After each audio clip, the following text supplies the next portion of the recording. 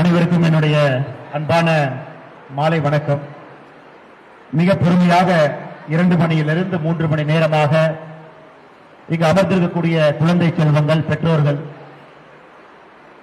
வீதரீடர் அமைப்பினுடைய தன்னார்வ நண்பர்கள், வீதரீடர்ஸ் அமைப்பினுடைய முழுநேர பணியாளர்கள், நம்முடைய சீஃப் எக்ஸிகியூட்டிவ் ஆபீசர் அருமை சகோதரர் டாக்டர் பிரபா அவர்கள், மேடையின் மீது இருக்கக்கூடிய, நான் பேசுறது கேக்குதான்னு தெரியலீங்க, பின்னாடி எல்லாம் கேக்குதுங்களா? மேடையின் மீது இருக்கக்கூடிய ராம்ஜி பவுண்டேஷனுடைய நிறுவனர் அன்பு சகோதரர் அஸ்வின் அவர்கள், AR4 டெக் பிரைவேட் லிமிடெட் அதனுடைய நிறுவனர் அருமை சகோதரி அக்கா சிவசங்கரி அவர்கள், ஸ்ரத்தா மானு பவுண்டேஷன் அதனுடைய பவுண்டர் அருமை சகோதரி மதுமிதா அவர்கள், நம்முடைய புரிந்துணர்வு ஒப்பந்தத்தில் கையெழுத்திட்டு 11 விவசாய தோட்டத்தில் வீதரீடர்ஸ் பவுண்டேஷன் சார்பாக 2 நாள் 7 நாள் யூத் இன்டர்ன்ஷிப் ஃபார்மர்ஸ் அவர்களை உள்ளே அழைத்து ஒரு குடும்பமாக அவர் நடத்துவதற்கு தயாராக இருக்கக்கூடிய 11 விவசாய பண்ணைகளுடைய விவசாய பெருமக்கள், நம்முடைய சிறப்பு அழைப்பாளராக இங்கே வந்திருக்கக்கூடிய விவசாய பெருமக்கள், கடந்த 5 ஆண்டு காலமாக வீதரீடர்ஸ் அமைப்பு அதற்கு ஊக்கமும் ஆக்கமும் கொடுத்துக் கொண்டிருக்கக்கூடிய பெரியவர்கள், சகோதரிகள், தாய்மார்கள், சகோதரர்கள் எல்லோருக்குமே என்னுடைய மாலை வணக்கத்தை தெரிவித்துக் கொள்கின்றேன். நாம் காத்திருக்கும் ஒரு கணமும் நமது பிரச்சனைகள் மேலும் பெரிதாகின்றன. நமது எதிர்காலத்தை வடிவமைப்பதில் ஒவ்வொரு வினாடியும் முக்கியமானது. கடிகாரத்தினுடைய நேரம் விரைவாக செல்கிறது. உலகம் நம்மை உற்று நோக்கி காத்திருக்கிறது. வாய்ப்பு இருந்தும் அதை புறக்கணித்த தலைமுறையாக நாம் இருக்கக்கூடாது. மாறாக ஒன்றுபட்டு எழுந்து மாற்றத்தை நிகழ்த்திய தலைமுறையாக நாம் இருப்போம். இது ஒரு 12 வயசு பாப்பா எழுதின ஒரு புத்தகம். அந்த 12 வயசு பாப்பா கோயம்புத்தூர்ல PMC கேந்திரிய வித்யாலயாவில் படிக்கக்கூடிய ஒரு மாணவி புனிதம் செந்தில்குமார் ஒரு 2 வாரங்களுக்கு முன்பு எனக்கு இந்த புத்தகத்தை கொடுத்தாங்க. அந்த புத்தகத்தினுடைய முதல் பக்கத்திலேயே நான் படித்த வாக்கியங்கள் இடம்பெற்றிருக்கிறது. அந்த பாப்பா கிட்ட நான் கேட்டேன், கண்ணு உனக்கு 12 வயசு தான் ஆகுது, ஒரு புத்தகம் எழுதியிருக்கிறீங்க, அந்த புத்தகத்துல 17 சாப்டர், மொத்தம் 17 விஷயங்களை பேசி இருக்கிறாங்க. அவங்களுடைய வாழ்க்கையில ஒரு கேன்டீன் போறாங்க.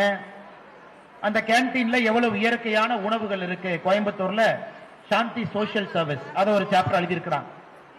இந்த காலத்துல இட்லி 10 ரூபாய், இந்த காலத்துல தோசை 10 ரூபாய், இந்த காலத்துல டீ 5 ரூபாய், முழு சாப்பாடு சப்பாத்தி குருமா சாப்பாடோடு ஆரம்பித்து ஸ்வீட் வரைக்கும் 20 ரூபாய், 4 துண்டு பண்ணு வாங்கினீங்கன்னா 5 ரூபாய், ஒரு வெண்ணிலா கிரீம் பென் வாங்கினீங்கன்னா 18 ரூபாய், ஹார்லிக்ஸ் வாங்கினீங்கன்னா 15 ரூபாய், காபி 10 ரூபாய், காய்கறி ஜூஸ் 5 ரூபாய்.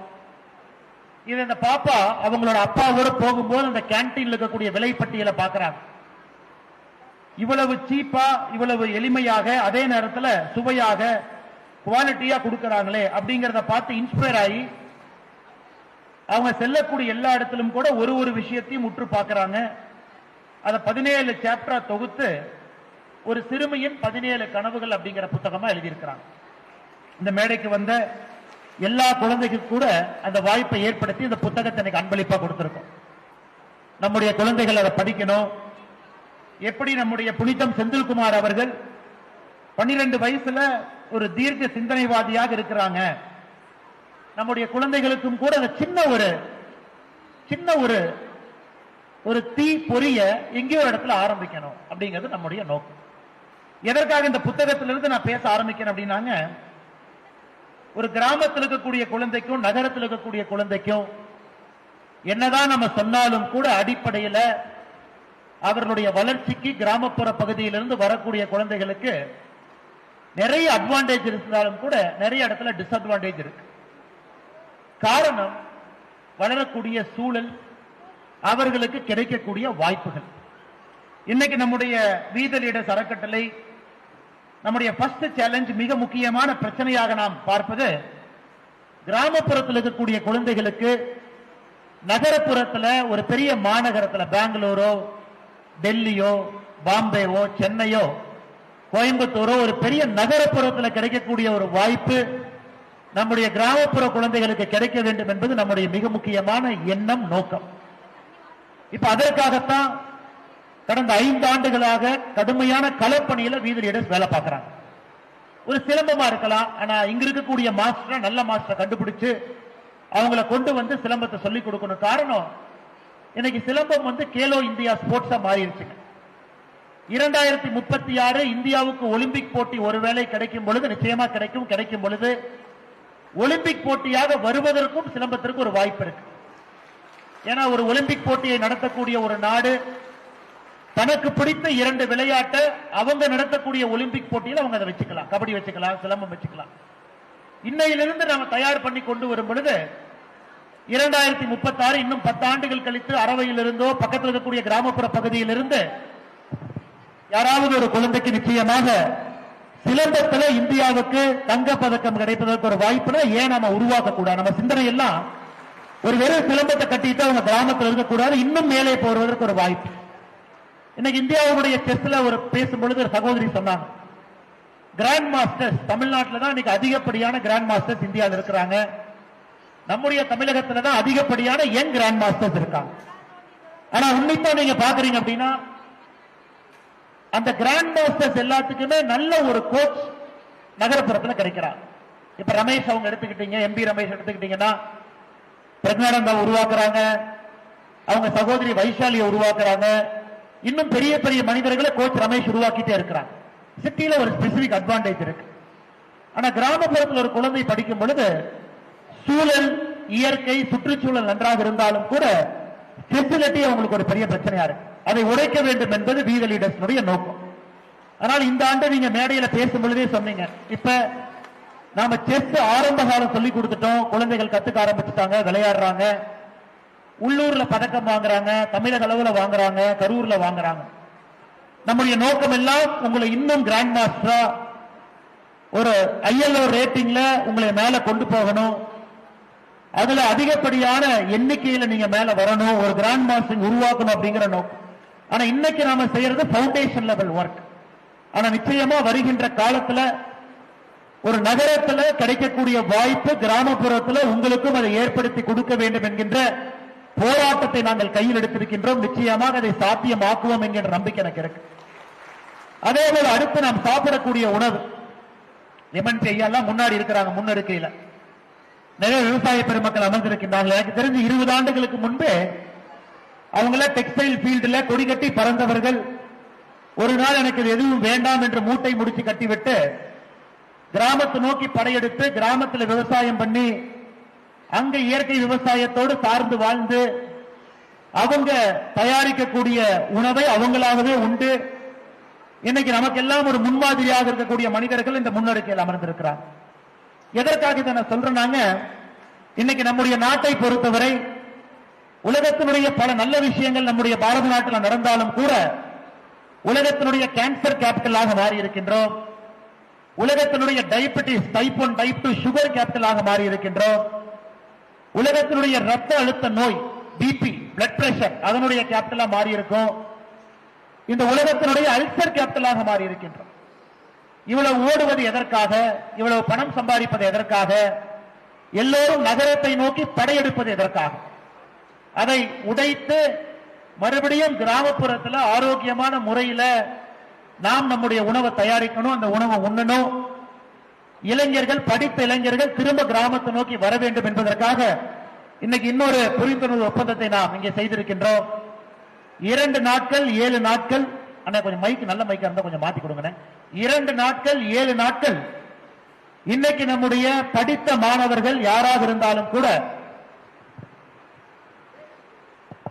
நம்முடைய படித்த மாணவர்கள் யாராக இருந்தாலும் கூட 2 நாட்கள் 7 நாட்கள் என்ற 11 விவசாய பெருமக்கள் இன்னைக்கு அறிமுகப்படுத்தணும். IIT பல்கலைக்கழகத்தில் இந்த இயற்கை மனிதர்களை கொண்டு வந்து அவங்களை அறிமுகப்படுத்தி அவர்களோடு வீதி லீடர்ஸ் இணைந்து இந்த இன்டர்ன்ஷிப் ப்ரோக்ராம் 2 நாட்கள் 7 நாட்கள் நம்முடைய இளைஞர்கள் அவங்க பண்ணையில போய் தோட்டத்தில் தங்கி அவங்க கிட்ட கத்துக்கிட்டு வந்து சின்ன அளவுல வீட்டினுடைய மொட்டை மாடியில 1/2 ஏக்கர்ல 1 ஏக்கர்ல 2 ஏக்கர்ல படிப்படியாக அவர்கள் அறம் சார்ந்த இயற்கை சார்ந்த ஒரு உணவுக்கு மாற வேண்டும் என்பதற்காக ஒரு முயற்சி. அதற்காக 11 விவசாய பெருமக்களை மேடைக்கு அழைத்து அவர்களோடு புரிந்துணர்வு ஒப்பந்தத்தை நாம் நடத்தியிருக்கின்றோம். அதே போல அருமை சொந்தங்களை, இன்னைக்கு சாரதா பவுண்டேஷன் மேலே நம்முடைய 6 தாய்மார்கள் மேல வந்தாங்க. ஒருத்தர் கேட்ட, நீங்க என்ன படிச்சிருக்கீங்க? நான் இன்ஜினியரிங் படிச்சிருக்கிறேன், எம்டெக் படிச்சிருக்கிறேன். இன்னொரு அம்மாட்ட கேட்ட, என்ன படிச்சிருக்கீங்க? நான் 12வது படிச்சிருக்கேன் அப்படின்னா.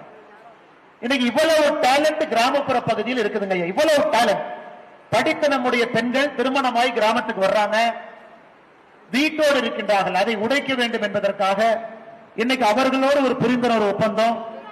ஒரு கிராமத்துல அவர்களை கண்டுபிடித்து இவங்களோட சேர்ந்து 3 மாத காலம் தினமும் 2 மணி நேரம் அவங்களுக்கு பயிற்சி கொடுத்து அவங்கள பிரைமரி கிளாஸ் 1வது 2வது 3வது 4வது 5வது 6வது 7வது 8வது பிரைமரி கிளாஸுக்கு அந்த கிராமத்தில் இருக்கக்கூடிய குழந்தைகளுக்கு அவர்களை டியூஷன் டீச்சராக மாற்ற வேண்டும் என்பதற்கான புரிந்துணர்வு ஒப்பந்தத்தையும் கூட இங்கே செய்திருக்கின்றோம்.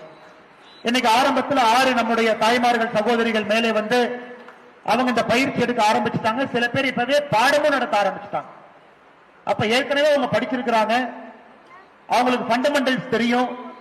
தினமும் 2 மணி நேரம் அவங்க பயிற்சி எடுக்கணும். 3 மாதம் காலம்னா 90 நாட்கள் அவர்கள் பயிற்சி எடுத்த பின்பு ஒரு பேசிக் மேத்தமேட்டிக்ஸ், பேசிக் பிசிக்ஸ், பேசிக் கெமிஸ்ட்ரி அந்த ஊர்ல கிராமப்புற குழந்தைகளுக்கு ஃபவுண்டேஷன் லேர்னிங்.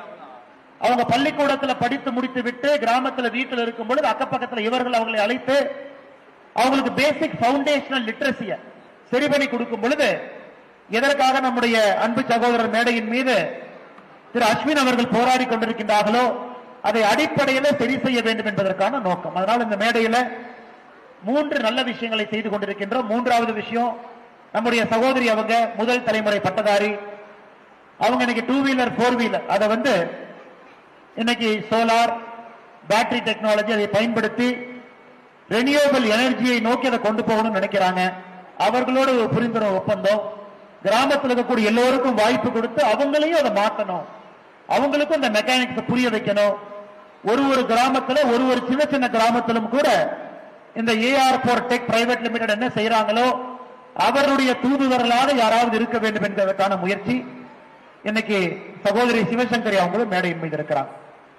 மிகுந்த மகிழ்ச்சி என்னன்னா, இன்னைக்கு வீதி லீடர்ஸ் பொறுத்தவரை கிராமப்புறத்தில் ஒரு மாற்றம், அதற்காக இவ்வளவு முயற்சிகளை நாம் கையில் எடுத்து செய்து கொண்டிருக்கின்றோம். அது இயற்கை விவசாயமாக இருக்கட்டும், பவுண்டேஷன் லிட்ரஸி ஆரம்பத்தில் படிக்கக்கூடிய குழந்தைகளுடைய கல்வியை அது தரமா பிக்ஸ் பண்ணி மேல 10th 11th 12th அனுப்புறோம். ஆரம்பத்தில் விளையும் பயிர் முளையிலே தெரியும். எப்படி தெரியுங்க? அந்த பயிருக்கு சரியான விதை போடணும், சரியான தண்ணீர் கொடுக்கணும், சரியான உரத்தை போடும் பொழுது மட்டும்தான் அதுல இருந்து காய் வரும், கனி வரும். அந்த ஆரம்பத்தில் 1ஆம் வகுப்பிலிருந்து 8ஆம் வகுப்புக்குள்ள இதையெல்லாம் நம்ம சரி பண்ணிட்டோம் அப்படின்னா அவங்க 9, 10, 11, 12 அதன் பிறகு காலேஜ் போகும் பொழுது ப்ரொடக்டிவ் ஹியூமன் பீயிங்காக அவர்கள் மூலமாக இந்த சமுதாயத்திற்கு பயன்பெறக்கூடிய மனிதர்களாக அவர்கள் மாறுவார்கள் என்கின்ற பெரிய நம்பிக்கையோடு இதை கையில் எடுத்திருக்கின்றோம். அது மட்டும் இல்லாம கிராமப்புறத்தில் சிலம்பமாக இருக்கட்டும், பரதநாட்டியமாக இருக்கட்டும், அது செஸ்ஸாக இருக்கட்டும், இங்க இருக்கக்கூடிய குழந்தைகள் எல்லாம் இன்னைக்கு இதை நாம ஒரு சின்ன டேஸ்ட் கொடுக்கிறோம். எல்லாமே நம்ம சொல்லிக் கொடுக்கலீங்க. அந்த நாக்குல அந்த தேனுடைய ஒரு சொட்டை மட்டும்தான் நம்ம வைக்கிறோம். ஒரு சொட்டு தேன் அந்த குழந்தையினுடைய நாக்குல ஒரு சொட்டு தேன் படும் பொழுது அந்த தேனுடைய சுவை அவங்க மனசுல எப்பொழுதுமே இருக்கு. அந்த செஸ் போர்ட்ல அந்த முதல் காயினை நவுத்துறாங்க, ஒரு பேசிக் டெக்னிக்கு தெரிஞ்சுக்கிறாங்க, பரதநாட்டியத்திற்கான ஒரு பவுண்டேஷன் கிளாஸ் அட்டன் பண்றாங்க, சிலம்பத்தை கத்துக்கிறாங்க. இது அவங்களுடைய நாக்குல வைக்கக்கூடிய ஒரு தேனுக்கு சமம். அதன் பிறகு அவர்களாக தேட ஆரம்பிப்பாங்க. இன்னும் கத்துக்கணும், இன்னும் நாம பெரிய இடத்துக்கு போகணும், இன்னும் நிறைய காம்படிஷன்ல பார்ட்டிசிபேட் பண்ணணும், பெரிய பெரிய ஆட்களோடு போட்டி போடணும். அந்த எண்ணம் ஆட்டோமேட்டிக்கா அவங்களுக்கு உருவாகும். அதையும் கூட நம்முடைய வீத லீடர்ஸினுடைய தன்னார்வ குழுவினுடைய நண்பர்கள் செய்கின்றார்கள். குறிப்பாக அரவக்குறிச்சியினுடைய நம்முடைய கோஆர்டினேட்டராக இருக்கக்கூடிய அருமை சகோதரர் பாஸ்கர் அவர்கள் இதை ஒரு பேஷனா, இது ஒரு பேஷன். நான் எத்தனையோ மனிதர்களை சந்திக்கின்றேன், ஆனா ஒரு விஷயத்தை முழு மனதோடு தன்னுடைய மனதோடு முழுமையாக அதை செய்யக்கூடிய மனிதர்கள் ரொம்ப குறைவு. அதுல பாஸ்கர் அவர்களும் அந்த மனிதர்களை ஒருவர். ஒரு வானம் பார்த்த பூமியில விவசாயத்தை நம்பி இருக்கக்கூடிய பகுதியில கடந்த 5 ஆண்டுகளாக முழுமையாக தன்னை அர்ப்பணித்து இந்த பணியை செய்து கொண்டிருக்கின்றார்கள். அவர்களுக்கு இந்த நேரத்தில் என்னுடைய நெஞ்சார்ந்த நன்றிகளை தெரிவித்துக் கொள்கின்றேன். அதே போல இன்னைக்கு இந்த ஸ்கில்லிங் ப்ராஜெக்ட் தலைவா ஸ்கில்லிங் குழந்தைகளுக்கு பவுண்டேஷன் லிட்டரசி பிக்ஸ் பண்ணணும், லீடர்ஷிப் குவாலிட்டியை கொடுக்கணும் அப்படின்னு அதற்காக போராடி கொண்டிருக்கக்கூடிய அருமை சகோதரர் பிரவீன் அவர்கள் நம்மோடு இருக்கின்றார்கள். பவானி பகுதியை சார்ந்தவங்க, கோயம்புத்தூர் நம்முடைய ஹெட் ஆபீஸ்ல இருக்கிறாங்க. பிரவீன் அவர்களுக்கும் இந்த நேரத்தில் என்னுடைய நெஞ்சார்ந்த நன்றிகளை தெரிவித்துக் கொள்கின்றேன். அதே போல டாக்டர் ஷாம் அவர் அடிப்படையில் ஒரு மருத்துவர், வேறு வேறு அமைப்புல பணி செய்தவர். இன்னைக்கு முழு நேரமாக நம்முடைய வீத லீடர்ஸ் அமைப்பு ஆந்திரா மாநிலத்தை சார்ந்தவர். இன்னைக்கு நம்முடைய இயற்கை விவசாயம் அந்த டீமை ஹெட் பண்றாரு. அவரும் கோயம்புத்தூர் நம்முடைய ஹெட் ஆபீஸ் சார்ந்து இருக்கிறாங்க. இன்னைக்கு அருமை சகோதரர் டாக்டர் ஷாம் அவர்களுக்கும் கூட இந்த நேரத்தில் என்னுடைய நெஞ்சார்ந்த நன்றிகளை இந்த நேரத்தில் தெரிவித்துக் கொள்கின்றேன். அதே போல எத்தனையோ மனிதர்கள், எத்தனையோ வாலண்டியர்ஸ் எனக்கு டிஷர்ட் போட்டு இங்க இருக்கிறாங்க. படித்தவர்கள், ஒரு வேலை பார்க்கறாங்க, கார்பரேட்ல இருக்கிறாங்க, சொந்தமா ஒரு கம்பெனி நடத்துறாங்க. ஆனாலும் நேரம் கொடுத்து பரமத்தி வேலூராக இருக்கட்டும், ராசிபுரமாக இருக்கட்டும், அரவக்குறிச்சியாக இருக்கட்டும், கோயம்புத்தூராக இருக்கட்டும், நேரம் கொடுத்து அந்த சென்டரை ரன் பண்றாங்க. நேரம் கொடுத்து அந்த சென்டரை நல்ல மனிதர்களுக்கு அறிமுகப்படுத்துறாங்க. அதனால இந்த நேரத்தில் எல்லோருக்கும் பரமத்தி வேலூர், ராசிபுரம், அரவக்குறிச்சி, கோயம்புத்தூர் இந்த எல்லா பகுதியில் இருக்கக்கூடிய எல்லா நம்முடைய தாராபுரம், மூலனூர் பகுதியில் இருக்கக்கூடிய அன்பு சகோதரர் அவரும் இங்க இருக்கிறாங்க. எல்லோருக்கும் இந்த நேரத்தில் என்னுடைய நெஞ்சார்ந்த நன்றிகளை, வாழ்த்துக்களை தெரிவித்துக் கொள்கின்றேன். காரணம், நேரம் கொடுத்து இந்த அமைப்பை முன்னாடி எடுத்துட்டு போறாங்க. அடிப்படையில் இந்த அமைப்பை நாம் 5 ஆண்டுகளுக்கு முன்பு ஆரம்பிக்கும் பொழுது ஒரே ஒரு கேள்வி மட்டும்தான் கேட்டோம். ஒரு மனிதன், அந்த மனிதனுக்கு 2 நாள் முக்கியமான நாள். 2 நாள் என்னை பொறுத்தவரை முக்கியமான நாள். முதல் நாள் என்பது அந்த மனிதன் பிறந்த நாள். பிறந்த நாள் ரொம்ப முக்கியம். அந்த பூமிக்கு வந்திருக்கிறாங்க, ஒரு ஜென்மம் கிடைச்சிருக்கு, ஒரு உயிர் புதிதாக உருவாகி இருக்கிறது, முக்கியமான நாள்.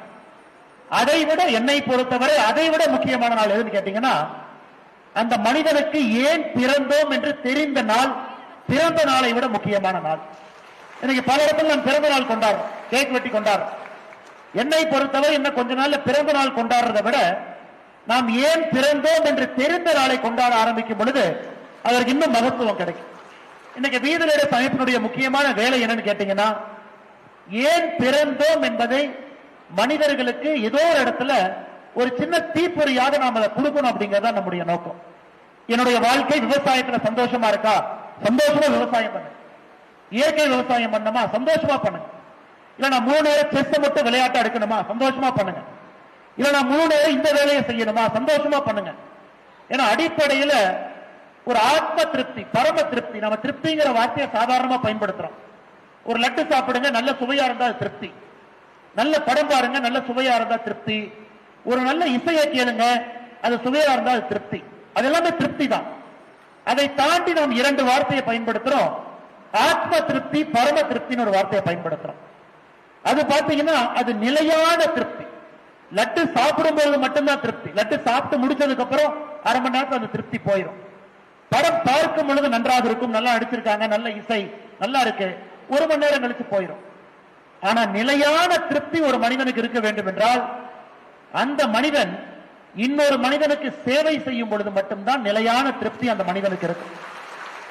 பணமும் கூட, ஒரு பொருளும் கூட, ஒரு சோசியல் டைட்டில், ஜாப் டைட்டில், இங்க இருக்கிற நம்ம எல்லோருக்குமே ஏதோ ஒரு டைட்டில் இருக்கு.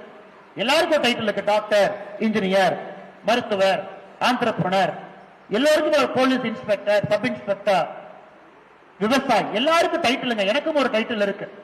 ஆனா இது எல்லாமே திருப்தி மட்டும்தான். ஆனா எப்போ ஒரு மனிதன் என்னுடைய டேலண்ட், என்னுடைய ஸ்கில், எனக்கு ஆண்டவன் கொடுத்திருக்கக்கூடிய எல்லா விஷயத்தையும் இன்னொரு மனிதனுக்காக நான் பயன்படுத்துகின்றேன் என்கின்ற எண்ணம் வரும் பொழுது அது பரம திருப்தியாக மாறுகிறது. என்னுடைய ஆசை தொடர்ந்து வீத லீடர்ஸ் இருப்பது நிறைய மனிதர்களை பரம திருப்தி மனிதர்களாக மாற்றணும், எப்பொழுதுமே சந்தோஷமா இருக்கும். இன்னைக்கு ஐயா சொல்றாங்க, ஐஐடியில தமிழ்நாட்டை பொறுத்தவரை இன்னைக்கு நாம 13வது இடத்துல இருக்கும். கடந்த 5 ஆண்டுகளை நீங்க பாத்தீங்கன்னா 2022, 23, 24, 25 அந்த 4 ஆண்டுகளை முழுமையா பாத்தீங்கன்னா மொத்தமா தமிழ்நாட்டிலிருந்து ஐஐடிக்கு எவ்வளவு பேர் போயிருக்காங்கன்னா 2087 பேர். 4 ஆண்டுகள் முழுமையாக ஐஐடி 2087 பேர். ஆனா ராஜஸ்தான்ல இருந்து 10,000 பேர், மகாராஷ்டிராவிலிருந்து 8,000 பேர், தெலுங்கானாவிலிருந்து 7,600 பேர், உத்தரப்பிரதேசிலிருந்து 7,300 பேர், ஆந்திராவிலிருந்து 7100 பேர், மத்திய பிரதேசிலிருந்து 3400 பேர், டெல்லியிலிருந்து 3200, ஹரியானாவிலிருந்து 2900, பீகாரிலிருந்து 2900, கர்நாடகால 2800, வெஸ்ட் பெங்கால் 2400, குஜராத் 2400, தமிழ்நாடு 2087. எதற்காக நான் திரும்ப படிக்கிறேன்? ஒரு பேசியிருக்காருங்க, 1 மணி நேரம் பேசினார். திரும்ப நான் ஏன் படிக்கிறேனாங்க, பணத்தை பொறுத்தவரை எப்பொழுதுமே அது பழைய பணத்தோடு சேராது. பணம் எப்பொழுதுமே புதிய பணத்தோடு மட்டும்தான் சேரும். அது பேசிக்ஸ் ஆஃப் மணிக்கு டிஃபைன் பண்ணுவாங்க. Money will always merge with new money, money will never go towards old மணிமா. இன்னும் 20 ஆண்டுகள் கழித்து இந்தியா எப்படி இருக்கும் என்பதற்கு இது ஒரு சான்று. இப்ப இருந்து 20 வருஷம் கழிச்சு இந்தியாவுடைய பொருளாதாரம் எப்படி இருக்கும், இந்தியாவுடைய மாநிலங்கள் எப்படி இருக்கும், ஒரு மாநிலமும் நம்பர் 1 நம்பர் 2. இன்னைக்கு இந்தியாவில் அதிகாரப்பூர்வமாக 2வது மாநிலமாக தமிழ்நாடு இருக்கு. எந்த குறியீடை பார்த்தாலும் கூட மகாராஷ்டிரா முதல் மாநிலம், தமிழ்நாடு 2வது மாநிலம். காரணம், கடந்த 50 ஆண்டுகளாக நம்முடைய கவனம் எல்லாம் காமராஜர் ஐயா காலத்திலிருந்து நிறைய மனிதர்களை படிக்க வைக்கணும். காமராஜர் ஐயாவுடைய 9 ஆண்டு காலம் 1954 1963 வரை 9 ஆண்டுகள்ல 18,000 பள்ளிக்கூடங்களை திறந்தார். 18,000 பள்ளிக்கூடம், 12,000 பூட்டி கிடந்த பள்ளிக்கூடத்தை திறந்தாரு. அந்த குலக்கல்வி வந்த பிறகு சில பள்ளிக்கூடம் பூட்டினாங்க, திறந்தாரு. 12,000 பூட்டப்பட்ட பள்ளிக்கூடங்களும் 6,000 புதிய பள்ளிக்கூடத்தை திறந்தாரு. 18,000 பள்ளிக்கூடம். அப்ப தமிழ்நாடு பொறுத்தவரைக்கும் என்ன ஆச்சுனாங்க, நிறைய பேர் படிக்கணும் நினைச்சோம். Quantity over quality. குவாலிட்டி முக்கியம் இல்ல, எல்லாரும் படிக்கணும். டிஓ மேடம் முன்னாடி இருக்காங்க. கிராமத்தில் இருக்கிறவங்க படிக்கணும், நகரத்தில் இருக்கிறவங்க படிக்கணும், 10வது மேல படிக்கணும், பெண்கள் படிக்கணும், குறைந்தபட்சம் ஒரு கல்லூரிக்கு போய் ஒரு டிகிரி வாங்கணும். இன்னைக்கு இந்தியாவை பொறுத்தவரை கடந்த 20 ஆண்டுகளாக குவான்டிட்டியிலிருந்து குவாலிட்டிக்கு மூவ் ஆயிட்டோம். எல்லா மாநிலத்திலும் எல்லாருமே படிக்கிறாங்க, ஆனா எங்க படிக்கிறாங்கிற கேள்வி இன்னைக்கு நம்ம முன்னாடி இருக்கு. Quality over quantity. ஐஐடியில படிக்கிறாங்களா, எய்ம்ஸ்ல படிக்கிறாங்களா, என்ஐடியில படிக்கிறாங்களா, ஐஐடியில படிக்கிறாங்களா, இந்தியாவில் இருக்கக்கூடிய டாப் பல்கலைக்கழகத்தில் அண்ணா யூனிவர்சிட்டியில படிக்கிறாங்களா? காரணம், நாம சொல்றோம் எல்லா பள்ளிக்கூடமும் சமம்ங்கிறோம், எல்லா கல்லூரியும் சமம்ங்கிறோம். ஆனா அடிப்படையில் சமம் கிடையாது. 90% பேட்டன்ட் எங்க ஃபைல் ஆகுதுன்னு பாத்தீங்கன்னா, இந்தியாவுடைய முதல் 100 பல்கலைக்கழகத்துல தான் 90% பேட்டன்ட் ஃபைல் ஆகுது. எங்க அதிகமா கம்பெனி ஆரம்பிக்கிறாங்க, இந்தியாவுடைய முதல் 100 பல்கலைக்கழகம். யார் அதிகமா வேலை வாய்ப்பு உருவாக்குறாங்க, இந்தியாவுடைய முதல் 100 பல்கலைக்கழகம். இன்னைக்கு நம்முடைய எண்ணம் எல்லாம் பெஸ்ட் காலேஜுக்கு நம்ம அனுப்ப முடியுமா அப்படிங்கறதா நம்முடைய எண்ணம். ஆனா இன்றைய அரசியல் அதை பிரதிபலிக்கல. இன்றைய அரசியல் அதை பத்தி பேசல. இன்றைய அரசியல் அதை பத்தி பேசினாவே தவறுன்னு நினைக்கிறாங்க.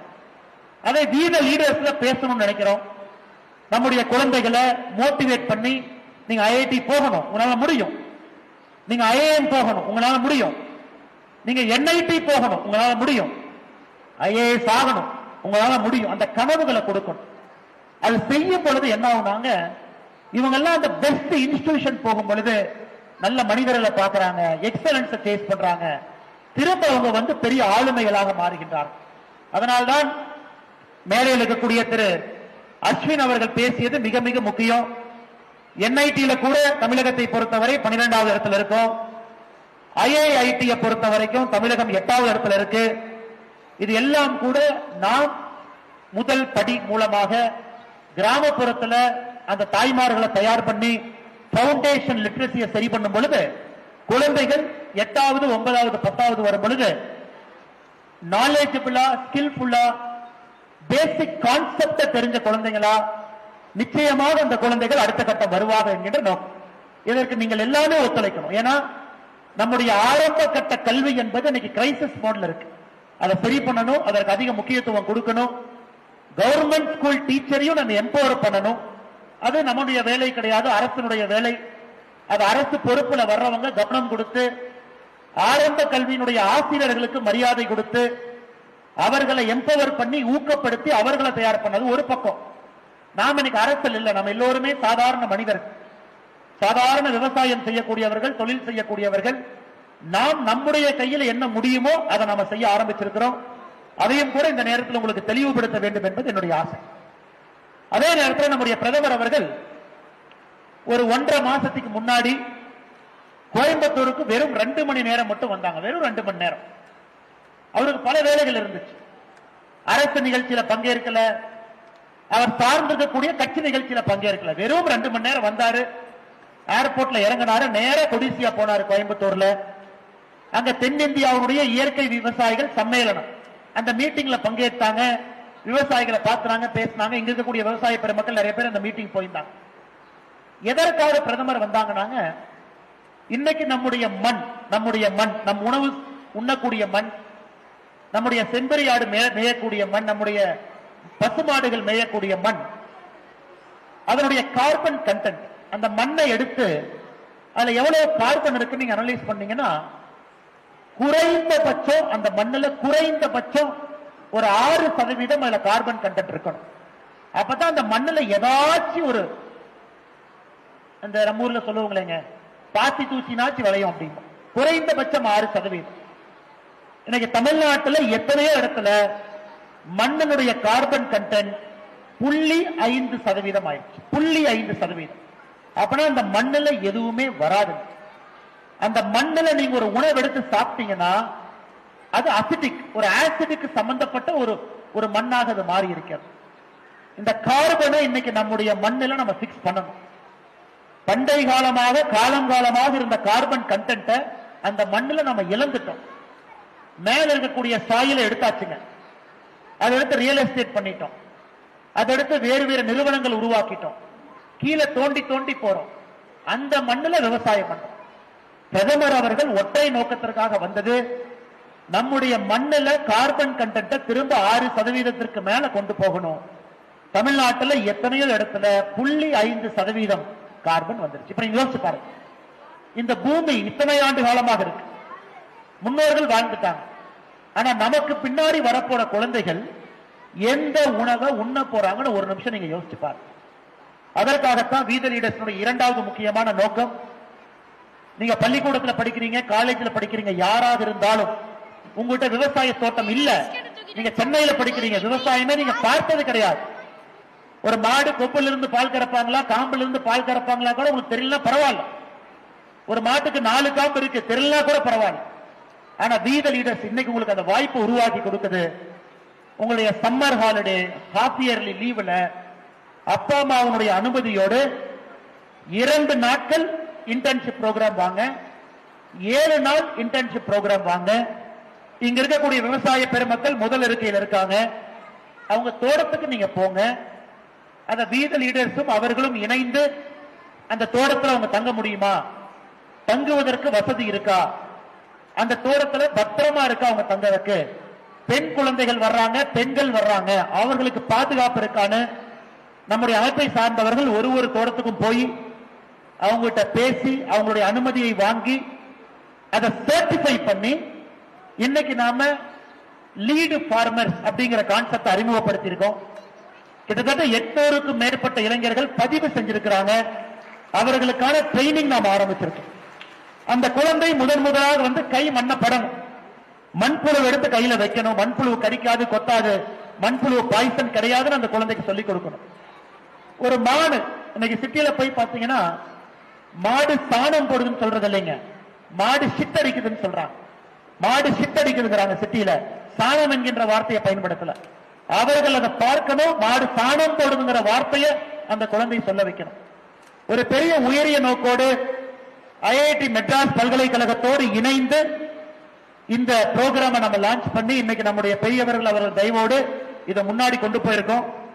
இதுவும் மிக மிக முக்கியம். அதனால அந்த குழந்தை இந்த ட்ரைனிங் ப்ரோக்ராம் முடிச்சு திரும்பி போகும் பொழுது அவங்க அம்மா சொல்லுவாங்க, அம்மா தோட்டம் இல்லாட்டி பரவாயில்ல, வீட்டினுடைய மொட்டை மாடியில ஹைட்ரோபோனிக் ஃபார்மிங் பண்ணுங்க, வீட்டு மொட்டை மாடியில கீரை போடுங்க, பால்கனியில காய்கறி போடுங்க, அந்த காய்கறியை உணவா சமைச்சு கொடுங்க, எல்லாமே மார்க்கெட்ல போய் வாங்காதீங்க அப்படின்னு அந்த குழந்தை சொல்லிட்டாங்கனாவே இந்த 2 டே இன்டர்ன்ஷிப் ப்ரோக்ராம் நமக்கு வெற்றியின் அர்த்தம்.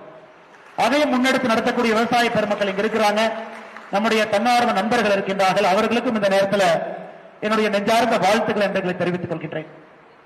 அது மட்டும் இல்ல, நிறைய குழந்தைகள் இங்க இருக்கிறனால இதையும் சொல்ல வேண்டிய கட்டாயமும் கடமையும் இருக்குது.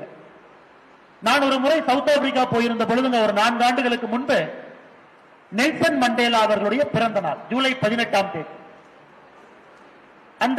அந்த புரோகிராம்ல, பிரிக்ஸ் சம்மிட் புரோகிராம்ல, பொலிட்டிக்கல் பார்ட்டி புரோகிராம், நான் சார்ந்திருக்கக்கூடிய கட்சியின் சார்பாக பிரதிநிதியாக சவுத் ஆப்பிரிக்காவில் இந்த பிரிக்ஸ் சம்மிட்டுக்கு நான் சென்றிருந்தேன். சவுத் ஆப்பிரிக்காவுடைய ஜனாதிபதி சிரில் ராமபோசே அவர்கள் அந்த புரோகிராம்ல அவர் தான் சிறப்பு விருந்தினர். நாங்க எல்லாம் உட்கார்ந்திருக்கோம். சிரில் ராமபோசே அவர்கள் 1 மணி நேரம் தாமதமா வந்தார். எல்லா நாடுகள், சைனா, இந்தியா, உலகத்தில் கிட்டத்தட்ட 70-80 நாட்டுகளுடைய பிரதிநிதிகள் இருக்கிறாங்க. சிரில் ராமபோசே மேடைக்கு வந்தோடனே சவுத் ஆப்பிரிக்காவுடைய ஜனாதிபதி மேடைக்கு வந்து மைக் எடுத்து, எல்லாரும் நீ மன்னிச்சுக்கங்க, இன்னைக்கு நெல்சன் மண்டேலா அவருடைய பிறந்த நாள். அவருடைய பிறந்த நாள்ல இந்த நாட்டு மக்கள் எல்லோரும் கட்டாயமா ஒரு வேலையை செய்யணும். இந்த நாட்டினுடைய ஜனாதிபதி நானும் செய்யணும். அந்த வேலையை செஞ்சுட்டு வர்றதுக்கு தாமதம் ஆயிடுச்சு. எனக்கு ஒரு மாதிரி தூக்கு வாங்கி போட்டுச்சு. இது ஒரு ஜனநாயக நாட்டில் எதுவுமே நம்ம கம்பல்சரி பண்றது கிடையாது. ஒரு கம்யூனிஸ்ட் நாடா இருந்தா கம்பல்சரி மிலிட்டரி சர்வீஸ், கம்பல்சரி இதை பண்ணுங்க, கம்பல்சரி அதை பண்ணுங்க. நம்ம ஊர்ல எதுவுமே கம்பல்சரி இல்லை. நம்ம இந்தியாவை பொறுத்தவரை எதுவும் கம்பல்சரி இல்லை. அப்ப ஒரு ராமபோசே சொல்றாரு, நெல்சன் மண்டேலாவுடைய பிறந்த நாள்ல இந்த நாட்டினுடைய ஒரு குடிமகனும் அன்னைக்கு 67 நிமிஷம், ஏன்னா 67 ஆண்டுகள் நெல்சன் மண்டேலா அவர்கள் சவுத் ஆப்பிரிக்காவுக்காக 67 ஆண்டுகள் அவர் பாடுபட்டார். அதுக்காக 67 நிமிஷம் ஏதாச்சும் ஒரு சர்வீஸ் அவங்க பண்ணணும். மர வைக்கலாம், அரசு பள்ளியில பாடம் எடுக்கலாம், ஒரு அரசு கட்டடத்தை போய் சுத்தம் பண்ணலாம், ஏதாச்சும் ஒரு விஷயத்தை அந்த நாட்டுக்காக, அந்த நாட்டினுடைய ஒரு குடிமகனும் ஜூலை 18ஆம் தேதி 67 நிமிஷம் அவங்க பண்ணணும். நாட்டினுடைய ஜனாதிபதியாக இருந்தாலும் அவர் செய்யணும். கடைக்கோடியில் இருக்கக்கூடிய மனிதனும் செய்யணும். யோசிச்சு பாருங்க, இது எவ்வளவு பவர்ஃபுல் ஒரு சர்வீஸ் ஸ்பிரிட்டை உருவாக்கும் பாருங்க.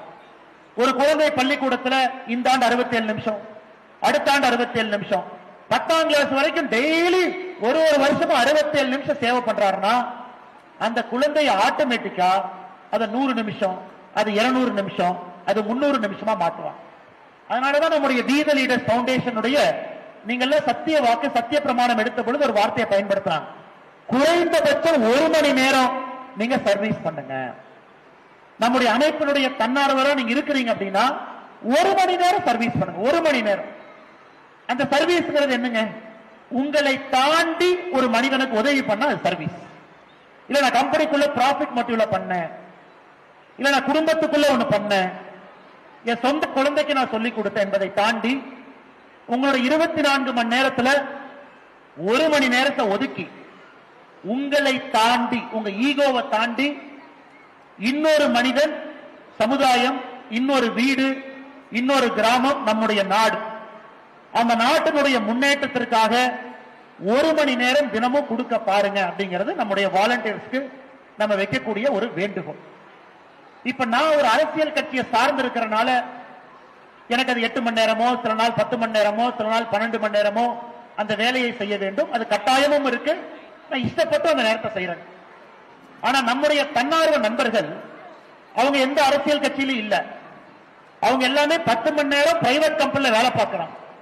அப்படி இருந்தும் கூட எத்தனையோ பேரு தினமும் 1 மணி நேரம் ஒதுக்கி ஆன்லைன்ல ட்ரைனிங் கொடுக்கறாங்க, இயற்கை விவசாயத்தை பத்தி பேசுறாங்க, மரம் வைக்கிறாங்க, சைலண்டா இவ்வளவு வேலைகள் செய்து கொண்டிருக்கின்றார்கள். அவர்களுக்கும் இந்த நேரத்தில் என்னுடைய நெஞ்சார்ந்த நன்றிகளை தெரிவித்துக் கொள்ளும். அதனால இந்த கூட்டத்தில் பங்கு பெறக்கூடிய எல்லா அன்பு சொந்தங்களுக்கும் என்னுடைய அன்பான வேண்டுகோள், நாம் உங்களிடம் இந்த பவுண்டேஷன்ல நீங்க வாலண்டியரா இருக்கீங்க, நாம் உங்களிடம் வைக்கக்கூடிய ஒரே ஒரு வேண்டுகோள், கோரிக்கை, 60 நிமிஷம் உங்களால கொடுக்க முடியுமான்னு பாருங்க. நம்ம கேட்கணும். உங்க கிராமத்துல, உங்க வீட்டை சுத்தி இருக்கக்கூடிய பகுதியில நீங்களா ஒரு சின்ன குழுவை ஒருங்கிணைத்து வடிவமைத்து சுத்தம் பண்றதா இருக்கட்டும், ஒரு 4 பேருக்கு சொல்லிக் கொடுக்கறதா இருக்கட்டும், 4 நல்ல விஷயத்தை பேசுறதா இருக்கட்டும், ஒரு ரீடிங் கிளப். இன்னைக்கு பாருங்க, செய்தித்தாளை காலையில் நீங்க ஓபன் பண்ணீங்கன்னா 80% நெகட்டிவ் நியூஸ். 80%. நான் நிறைய நேரம் செய்தித்தாள் எடுத்து செக் பண்ணுவேன், இன்னைக்கு எவ்வளவு நெகட்டிவ் நியூஸ் போட்டிருக்கான்னு பார்ப்பேன். அதுவும் குறிப்பாக நம்முடைய பிராந்திய உள்ளூர் செய்தித்தாள் எடுத்து படிச்சீங்கன்னா ஒரு ரேப், ஒரு கொலைய சினிமா படம் மாதிரி எழுதுறாங்க. சினிமா படம் மாதிரி எழுதுறாங்க. இவர் வந்தார், அவர் பார்த்தார், அவர் சென்றார், இது நடந்தது அப்படின்னு சினிமா படம் மாதிரி. அப்ப நானே நினைச்சுக்கலாம், ஒரு குழந்தையோ ஒரு தாயோ ஒரு வீட்டுல இந்த செய்தித்தாளை எடுத்து படிக்கிறாங்கன்னா அவங்களுக்கு என்ன பாசிட்டிவ் மெசேஜிங் நாம அதுல கொடுக்கிறோம்?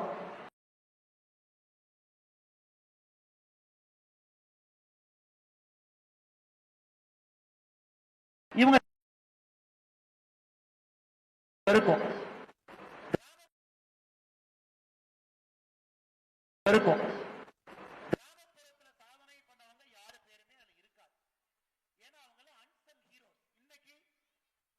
2026க்கான பத்மா விருது ஒரு 2 மணி நேரத்துக்கு முன்னாடி மத்திய அரசு அறிவிச்சிருக்கிறாங்க. இன்னைக்கு இந்த ஆண்டுக்கான பத்மா விருது நான் செல்போன்ல வரும்போது அந்த பேர் பத்மா விருது ஒரு 2 மணி நேரத்துக்கு முன்னாடி மத்திய அரசு அறிவிச்சிருக்கிறாங்க. இன்னைக்கு இந்த ஆண்டுக்கான பத்மா விருது நான் செல்போன்ல வரும்போது அந்த பேரை பார்த்துக்கிட்டே வந்தேன். எனக்கே சத்தியமா அது 50% பேர் தெரியாதுங்க. நான் அரசியல் இருக்கேன், பல ஊருக்கு சுத்துறேன், பல மனிதர்களை பார்க்கிறேன். எனக்கே அது 50% யாருமே தெரியாது. கூகுள் பண்ணி யார் அவங்க, இந்த சூப்பர் அருமை அவங்களுக்கு கொடுத்திருக்காங்க, ரொம்ப சந்தோஷம். நான் கூகுள் பண்ணி பார்க்கிறேன். அதே போல உங்களுக்கும் இன்னைக்கு இவர்களை ஒரு பத்மா விருது மூலமாகத்தான் நாம் அறிமுகப்படுத்த வேண்டும் என்கின்ற அவசியம் இல்ல.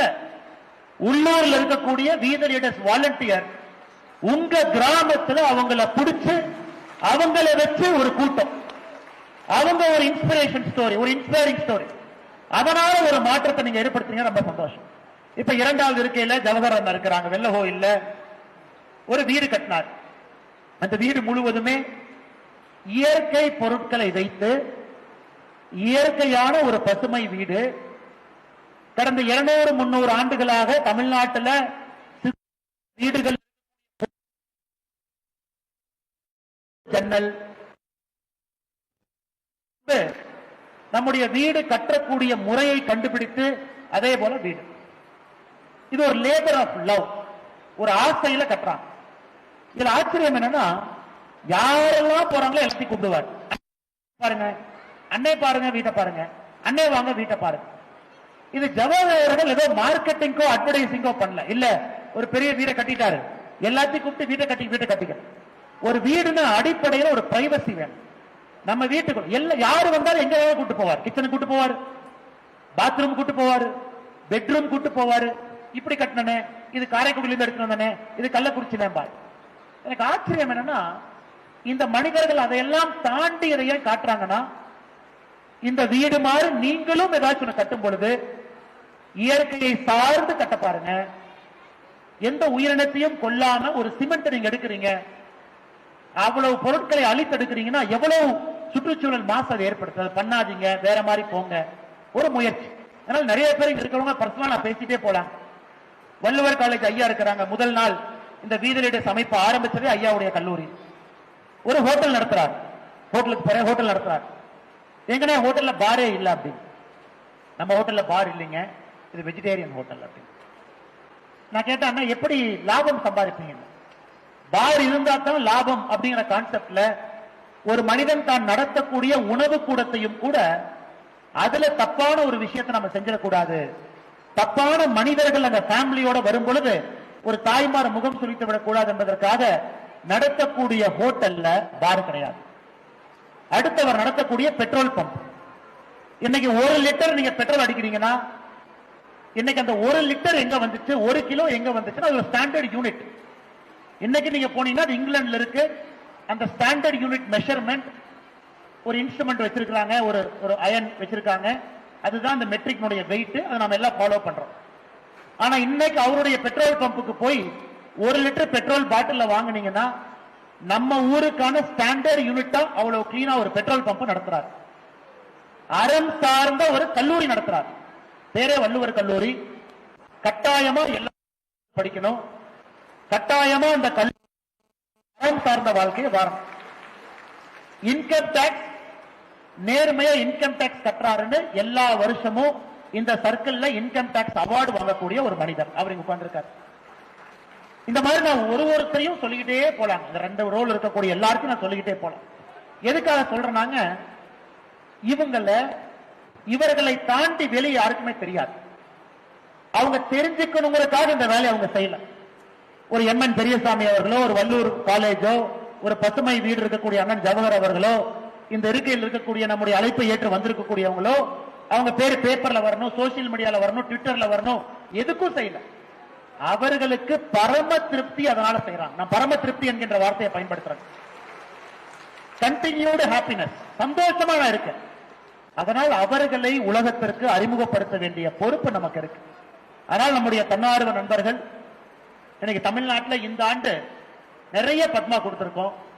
அதை நம்ம ஊர்ல ஒரு பாராட்டு விழா வைத்து வீத லீடர்ஸ் அடுத்த ஒரு நோக்கம் அவர்கள் அறிமுகப்படுத்தணும், கிராமத்தில் நல்லவர்கள் அறிமுகப்படுத்தணும். ஏன்னாங்க அதை பார்த்து யாரோ ஒருத்தர் மாறுவாங்க. 1% will change. ஒருத்தர் மாறுவாங்க. அந்த ஒரு மனிதன் மாறும் பொழுது வீடு மாறும். அந்த வீடு மாறும் பொழுது அந்த கிராமம் மாறும். கிராமம் மாறும் பொழுது சமுதாயம் மாறும். சமுதாயம் மாறும் பொழுது நாடு மாறும். அதனால இந்த சேஞ்சுங்கிறது லாங் ப்ராசஸ். ஒரு கையெழுத்துல யாருனாலையும் மாற்றத்தை கொண்டு வர முடியாது. 2000 வருஷமா ஜனநாயகம் இருக்கு. இன்னைக்கு எல்லா கட்சி ஆரம்பிச்சவங்க பேசுறவங்க எல்லாம் என்ன சொல்லுவாங்கன்னா, முதல் நாள் கையெழுத்து போட்டு வறுமையை ஒழிப்பேன், 2வது நாள் கையெழுத்து போட்டு பெண்ணினத்தை காப்பேன், 3வது நாள் கையெழுத்து போட்டு விவசாயம் செழிக்கும், 4வது நாள் கையெழுத்து போட்டு தமிழகம் உயரும். அதெல்லாம் யாருனாலையும் பண்ண முடியாது. இந்த சின்ன சின்ன மாற்றத்தை நம்ம சேர்த்து கொண்டு போக மட்டும்தான் அது பெரிய மாற்றமாக மாறும். அதுல அரசியல் முக்கியம். அரசியல், நம்முடைய பிரதிநிதி முக்கியம், நம்முடைய பஞ்சாயத்து தலைவர், நம்முடைய எம்எல்ஏ, நம்முடைய எம்பி ரொம்ப முக்கியம். ஏன்னா அவங்க தான் நம்ம சார்பா பேசணும், அவங்க தான் அசம்பிளியில போய் சண்டை போடணும், அவங்க தான் இந்த மண்ணுக்கு எது சரின்னு அவங்க தான் பேசணும். பாராளுமன்றத்துக்கு போகக்கூடியவங்க டெல்லியில பாராளுமன்றத்தில் இந்த மண்ணுக்கு எது சரின்னு அவங்க தான் பேசணும். ஆனாலும் மாற்றம் நடந்துருமா? காமராஜரையா 9 ஆண்டுகள் இருந்திருக்கிறான், மிகப்பெரிய ஆளுமை. அதனால நாங்க திரும்ப திரும்ப கேட்கறது, எல்லாமே பாலிடிக்ஸ் பார்க்காம உள்ளூர் மாற்றம், சிறு சிறு மாற்றம், ஒரு தனி மனித மாற்றம்னு நம்ம யோசிக்கணும்.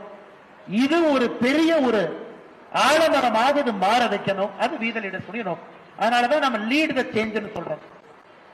வீத லீடர்ஸ் மாற்றம், அதுல நீங்க லீட் த சேஞ்ச். நீங்க முன்னாடி இருந்து மாறுங்க, எல்லோரும் உங்களை பார்த்து மாறுவாங்க. வருகின்ற காலத்தில் ஒரு பெரிய புரட்சியாக அது மாறும் என்பது. அதனால் ஒரு ஆண்டும் வீத லீடர்ஸை பொறுத்தவரை ஒரு படி மேல வைக்கிறோம். இன்னும் யானையை போல அது சின்ன படியாக இருந்தாலும் கூட ஸ்ட்ராங்கா வைக்கிறோம். அதை சரி பண்ணிட்டு அடுத்த படி வைக்கிறோம். வேகமாக ஓட வேண்டும் என்று வீத லீடர்ஸ் நினைக்கவில்லை. யானையை போல் அடிமேல் அடி வைத்து அந்த வைக்கக்கூடிய படியை சரியா வச்சு அந்த மாற்றத்தை எடுத்துட்டு அடுத்த மாற்றத்திற்கு போக வேண்டும் என்று நினைக்கின்றோம். அதற்கு உறுதுணையாக இருக்கக்கூடிய டாக்டர் பிரபா அவர்கள் நிறைய படிச்சவங்க, எம்பிபிஎஸ், அதன் பிறகு பட்டப்படிப்பு எம்பிபிஎஸ் மேல படிச்சவங்க. ஆனா அவரும் முழு நேர பணியாளராக, ஃபுல் டைம் வாலண்டியராக, நம்முடைய சீஃப் எக்ஸிகியூட்டிவ் ஆபீசராக டாக்டர் பிரபா அவர்கள் ஒரு இன்ஸ்பைரிங் ஸ்டோரி. ஸ்கேன் பண்ணா 5000, காய்ச்சலுக்கு போனா 10,000, கார்பரேட் மருத்துவமனைக்கு போனா யாரும் உடம்பாக பார்க்கல, ஸ்கேன் பண்ணும்போது கூட பர்சுக்குள்ள எவ்வளவு இருக்குன்னு தான் ஸ்கேன் பண்றாங்க. அப்படி இருக்கக்கூடிய காலகட்டத்தில் ஒரு மருத்துவர் இதை லீட் பண்ணி நான் முழு நேரமா டைம் கொடுக்குறேன்னு சொன்னது நம்ம எல்லோருக்கும் கூட ஒரு பெரிய சந்தோஷமான விஷயம். அவரோ இருக்கக்கூடிய மொத்த குழு இங்க இருக்கிறாங்க. எல்லோருமே பெயரை விரும்பாதவர்கள், தன்னுடைய பணியை அவங்க பாட்டுக்கு எந்த எதிர்பார்ப்பும் இல்லாம செய்யறவங்க. அவர்களுக்கும் இந்த நேரத்தில் நன்றி தெரிவித்து, நம்மை நம்பி நிறைய பெற்றோர்கள் குழந்தைய விட்டுருக்காங்க, குழந்தைய நம்பி நம்ம கிட்ட அனுப்புறாங்க. எங்களுடைய முதல் நோக்கம் அந்த குழந்தைக்கு அது சேஃப் ஸ்பேஸா இருக்கணும். we are very clear about it. எங்ககிட்ட ஒரு குழந்தை 18 வயசு கீழே வர்றாங்கன்னா எங்களுடைய ஃபர்ஸ்ட் வேலை அந்த குழந்தை ஒரு சேஃப் ஸ்பேஸ்ல, தரமான பாதுகாப்பான, அந்த குழந்தைக்கு மரியாதை கொடுக்கக்கூடிய ஒரு இடமாக வீத லீடர்ஸ் நாங்க வச்சிருக்கோம். கற்றல் என்பது 2வது. அந்த சேஃப் ஸ்பேஸ்ல அந்த குழந்தை 2வது கத்துக்கணும். அதன் பிறகு அந்த குழந்தை அடுத்த பரிமாணத்துக்கு போகணும்னு. அதனால் அந்த குழந்தைக்கான சேஃப் ஸ்பேஸை உருவாக்கி, குறிப்பாக பெண் குழந்தைகளுக்கு இதை ஒரு தாரக மந்திரமாக நம்முடைய வாலண்டியர்ஸ் அந்த ஸ்பேஸை உருவாக்கி தாய்மார்களுடைய நம்பிக்கை நீங்க வாங்கியிருக்கிறீங்க. ஒரு தாய்மாரனுடைய நம்பிக்கையை வாங்குவது இந்த உலகத்துல ரொம்ப கடினமான வேலை. அதை வீத லீடர்ஸ் வாங்கியிருக்கிறீங்க. நிறைய குழந்தைகள் நம்மளை நம்பி சிலம்பமாக, செஸ் எல்லா இதுக்கும் அனுப்பி இருக்கிறாங்க. அதை தொடர்ந்து அந்த ஸ்டாண்டர்டை நீங்க மெயின்டைன் பண்ணணும், இன்னும் மேல மேல போகணும் அப்படிங்கிற என்னுடைய வாழ்த்துக்களையும் உங்களுக்கு தெரிவித்து, மேடையில நம்மோடு புரிந்து உணர்வு ஒப்பந்தம் போட்டிருக்கக்கூடிய இந்த 3 அற்புதமான ஆளுமைகள்கிட்ட ஒரே ஒரு பிராமிஸ் நாங்க பண்றோம். எங்களுடைய நேரத்தையும் எங்களுடைய உழைப்பையும் எங்களுடைய தன்னார்வ குழுக்களுடைய உழைப்பையும் முழுமையா நாங்க கொடுக்கிறோம். இது ஒரு சக்சஸ்ஃபுல் ப்ராஜெக்டா, நல்ல ஒரு யூனியனா, ஒரு மாற்றத்தை ஏற்படுத்தக்கூடிய யூனியனா நாம் எல்லோரும் சேர்ந்து இதை நம்ம செய்யணும். எங்கேயோ நடக்கக்கூடிய சிறிய மாற்றம். நம்ம எல்லோரும் 70 வயசுக்கு மேல போனஸ், என்ன கேட்டீங்கன்னா 60 வயசுக்கு மேலேயே போனஸ்.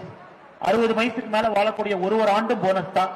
அதனால் வாழக்கூடிய அந்த வாழ்க்கையை பக்குவமாக, நிதானமாக, நம்ம இன்னொரு மனிதனுக்கு சேவை செய்யக்கூடிய வரமாக நம்முடைய வாழ்க்கையை வாழ்ந்து முழு நேரமாக பணியாற்றக்கூடிய தன்னார்வலருக்கு நன்றி தெரிவித்து, டாக்டர் பிரபா அவர்களுக்கு நன்றி தெரிவித்து, நம்முடைய ஒரு அலுவலகத்தினுடைய லீடு கோஆர்டினேட்டர் இங்க வந்திருக்கிறாங்க, தாராபுரம், ராசிபுரம், பரமத்தி வேலூர், கோயம்புத்தூர், அவர்களுக்கும் நன்றி தெரிவித்து, 12,000க்கும் மேற்பட்ட தன்னார்வ நண்பர்கள் நம்மளோடு இணைந்திருக்கின்றார்கள், அவர்களுக்கும் நன்றி தெரிவித்து, குழந்தை செல்வம் பொறுமையாக இன்னைக்கு இருந்தீங்க, உங்களுக்கும் நன்றி தெரிவித்து, வந்த எல்லோருக்கும் நன்றி தெரிவிச்சுக்கிறேங்க. கடைசியா ஒரே நிமிஷம், நான் உள்ள வரும்போது சொன்னேன், அண்ணா இது எந்த காரணத்துக்கும் கூட ஒரு அரசியல் கட்சி கிடையாது.